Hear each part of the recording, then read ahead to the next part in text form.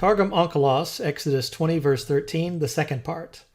La tiktol nafash, la taguf, la tignuv, la tashaid, bahavrak, sahaduta, deshikra. And we go back to the beginning.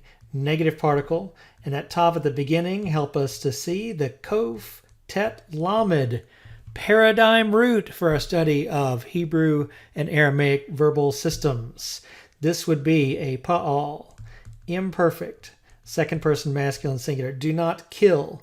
And in this way, it corresponds to verse 13 in Hebrew. However, with the addition of nafash here in Aramaic, we see that this is specifying don't kill a person, don't murder. And then that would be the boundary of verse 13 and the sixth commandment. Here we have negative particle, and this is gimel, vav, pei as a verbal root. Pa'al imperfect, second masculine singular. Do not commit adultery. Seventh commandment.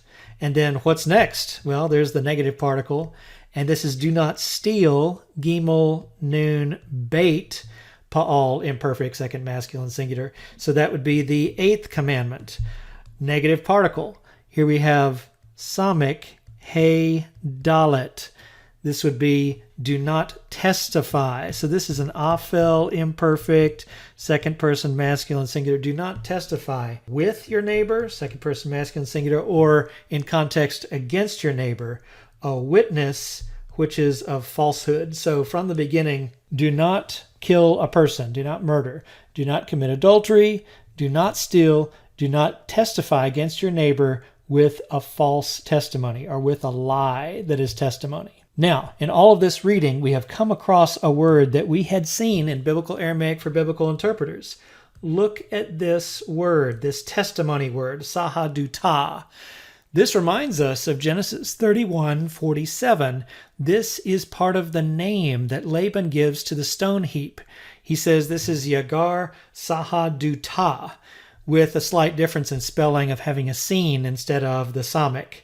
So here is that word showing up in an Aramaic text rendering testimony. So the testimony heap is something we learned about in Biblical Aramaic that now is helping us to understand this word. Don't testify against your neighbor with a testimony that is a lie.